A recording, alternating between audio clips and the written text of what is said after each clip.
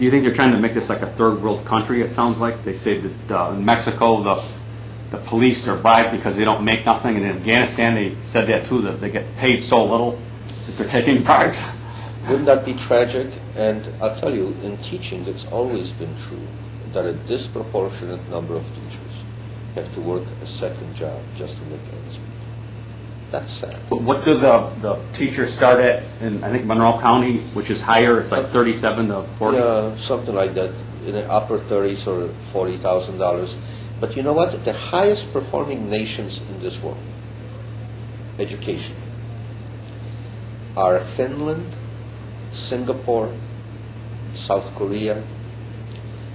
In all of these countries, teachers are paid enough and get sufficient respect that they don't have to moonlight, and they're not distracted with non-teaching nonsense. And I suspect that has a lot to do with why these countries are outperforming everybody else. So in a way, you get what you pay for. If salaries are not competitive with other professions in teaching, then it stands to reason that most of the people who will go into teaching are those who couldn't get into medical school or law school or engineering school. The only others, right, the only really sharp candidates are going to be those who are really, really committed, or maybe those are the people who should be committed because they're going into a profession that pays these low wages. So paying teachers competitive wages is not just a favor to teachers. It's a favor to the teaching profession and therefore to the students, so that they could have, as teachers, their share of the best and brightest college graduates in the country. Yeah, I know in the Orient, teachers are revered, and even the word teacher was like a good word. The word teacher was the word used for Yoshua Notzli ben Yosef, whom we know better as Jesus. The word was rabbi. The rabbi means teacher. The word teacher is what Mahatma Gandhi called himself. The word teacher is what Nelson Mandela described himself as on the day that he left that long, 27-year imprisonment. So Lao Tse, the great Chinese philosopher and teacher, calls himself teacher. So it's probably among the most honorable and honored occupations. And so it shouldn't be treated as a form of babysitting. It should be honored, respected, and paid like others. I believe that teachers should be paid comparable to what physicians are paid, and engineers, and attorneys, and other occupations that are considered genuine professions. So true, you have a criminal record, you can't be a teacher, but you could probably be an accountant or an engineer or something. Yeah, and I'm glad that we are very careful about whom we allow to be a teacher, because in a way, teachers serve in loco parentis.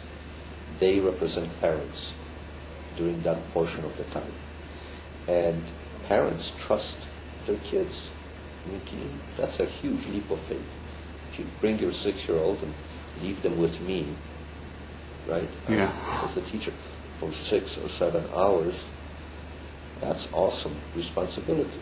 And so we should be careful who becomes a teacher.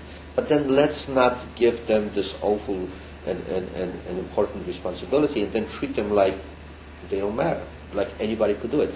See, people think, wrongly, I think, that all you have to do to be a teacher is to love to teach. That would be like saying that all you have to do to be a surgeon is to love to cut. It's the same mentality. We should be careful to scrutinize what teachers know, are able to do, and what they are like. And that's when character and background and so forth comes into place.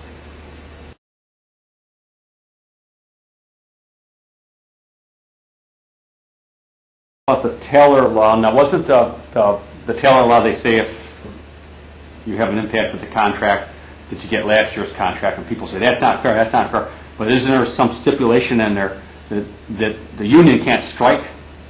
Yes, the Taylor law essentially governs the relationship between employer and employees in the public sector, but it says that we can't strike. If we strike, we are breaking the law. Not only is the union liable to huge penalties, but every member could be fined 2 days' pay for every day that they don't show up, whether it's a strike or a sick out or some other means, right? Yeah. In addition to that 2-for-1 penalty, you could be stripped of your license. You couldn't teach anymore. So it's a very serious prohibition, and it's predicated on the assumption that teaching is as vital as police work or firefighters, that it's a needed service to society. Now, I believe that all workers should have the right to strike. I think that if you're a worker who can't withhold his or her labor, I think that's like being an indentured servant. So I believe in theory that all workers should have a right to strike. But I also believe that we should not rush to strike, that strikes are acts of desperation, that strikes is something you do when everything else has failed. I am proud of the fact that in my long tenure as president of this union, this is my 30th consecutive year, we have never had to strike. And I hope that that will remain the case. But, so where are we now with the city schools? I know we're at an impasse or something like that? We're at impasse in negotiations. We're a year and a half into negotiations, and a year ago we got an extension for a year and a half ago, and now even that extension has run out 6 months ago. Negotiations are going nowhere. I have repeatedly asked the superintendent to join the negotiations directly with us, and he repeatedly refuses to do it on a regular basis. Hard to believe as it is, the district hasn't even made any proposals in writing to us. All this, and I think they either don't know how to negotiate or they're trying to frustrate negotiations on purpose. So the only recourse we have is to declare impasse and to ask for third-party intervention. We have just done that. We hope that an impartial arbitrator or mediator will be able to get the sides back to the table and to negotiate in good faith, which has not happened so far from the district. Isn't it like the newspaper had a union and it went, 13 years without a contract or something like that? Yeah, but you know what? That's unfortunate when you have to go that long. The longest we've ever done was 18 months. And that was in early 90s. But I'll tell you, no matter how long you have to go without a contract, no deal is better than a bad deal. So I would rather not accept a bad deal just to get a contract, because I could get a bad contract at a moment's notice. The problem is how do you get a contract that's fair and equitable, not only gets the rights and benefits to workers that it should, but advances the industry, that actually has provisions that will help the industry to become more effective. So whether you talk about the auto industry or public sector, a good contract contains not only rights and benefits and responsibilities, but also provisions for advancing the enterprise to be more successful.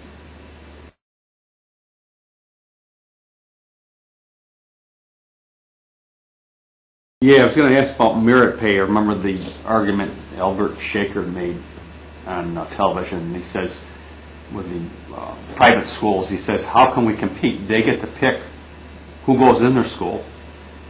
They give them entrance exams, and they can throw a kid out at any time. Yeah, he said actually, hey, if I run a hospital, I could have a very low morbidity rate if we didn't accept any sick people. It is what he said. Now, merit pay. Merit pay. People who promote merit pay must assume, they must be thinking that we already could do a better job. We're just holding back because there ain't enough in it for us, which is ridiculous. Merit pay doesn't work in education. It works in some other occupations, like if you're an encyclopedia salesman and you sell more encyclopedia, you should get more money. But if you're a lion tamer, you don't need merit pay. There's a built-in incentive. You already want to do well, because else the consequences are very bad. So I don't think merit pay works. It's been tried in a lot of districts. It hasn't made a positive difference in any of them. Now, that doesn't mean that we can't have school-wide incentives to do better, because school-wide incentives will not pit one person against the other. In education and teaching, you need more collaboration, not destructive competition. So I'm in favor of differentiated pay. If you have higher credentials, if you have better skills, if you work longer hours, if you take tougher assignments, for those reasons, we should differentiate what you get paid, right? But to differentiate because your students got higher scores than mine, you know what that's going to lead to? It's going to lead to teachers competing for their best students. And it's going to lead to cheating on the tests. You know, we know how to cheat on the test, don't we? I mean, we can tell kids, are you sure you want C for the answer? Or you tell the right kids to stay home on a test day. You don't want that. Every time high stakes were attached to test scores, the losers were the kids. And it led to mass falsification and cheating. So you're saying if you have, say, this side of the school of the arts and fairly gifted kids, and then you have over here special ed kids, and then another teacher's teaching the troubled kids, and you say, well, these two groups here aren't doing well, you're not going to get a raise, and the one here with the gifted kids, right, they're all doing well, they're all going to college, so they get a big bonus. Right. But we can't figure out, we could figure out, for example, I think we should continue to try to figure out, how do you not ignore the results of teachers' work? One way to think about it, I think productively, is to not measure where kids score, but how much growth and progress they make. Now, if you do that, then there would be competition for the lowest achieving kids because they got more room to grow. Do you understand what I'm saying? Yeah. So we could maybe also introduce the idea that this kind of growth in student learning should be one of the considerations in teacher evaluation. Or maybe cumulative growth on a school-wide basis. So I'm not saying that we should draw a line in the sand and say absolutely not, no way, no how. I'm not saying that. I'm just saying be careful of what you ask for. Because if this can be done, it can be done only thoughtfully. You don't want to have a quick fix. You want to have the right fix. And so far, nobody has proposed something that teachers would have a lot of confidence in. So the problem with that merit system would be teachers wouldn't want to teach kids that aren't very smart or have problem families or whatever. Which is ironic because that's where we need the most expert and most accomplished teachers. Just like in medicine, you want the best people to do the most delicate surgeries, right? So how can we figure out incentives to get the most accomplished and most capable teachers where they're needed the most? Now, if you use money and incentives for that purpose, you would have our support. But if you're just trying stuff that sounds good but isn't good in sound, like what Mario Cuomo used to say, we're not going to be a party to a flim-flam, to fooling the public. We want kids to learn well. We don't want just higher scoring dummies. So they're comparing it to teams. This team's got all the 7-footers, and the other basketball team has all the 4-footers or whatever that can't shoot. And you want to have the best players. Yeah, you want to make the playing field level too, and that's the point that you alluded to about private schools or charter schools. if they play by the same rules, I don't think we should fear the competition. But if they can make standards stick, academic and behavioral, and public schools can't, if they can kick kids out and we can't, not that I'm saying we should, but if they don't have to have credentialed teachers, if a lot of these mandates don't apply to them but they apply to us, that's not a level playing field. I mean, take a look, even some terrific schools in this community, like the Genesee Community Charter School, right here on East Avenue. Great school, terrific teachers, terrific principal, great kids. They're doing very well, and a great academic program, expeditionary learning where they learn by doing. Problem is, it's not reflective of city population. They don't have their share of children from poverty. They don't have their share of English language learners. They don't have their share of special education teachers. So it looks, it's not the same level playing field. Our challenge has always been, how do you make available to all kids what until now has been made available to only some? So I'm not impressed when you create another terrific exception to the norm. I would be really impressed if you made the exception into the norm. Yeah, I guess we got to remind people. I had a person do a history of education once. He went back a few thousand years, and education was basically for the rich.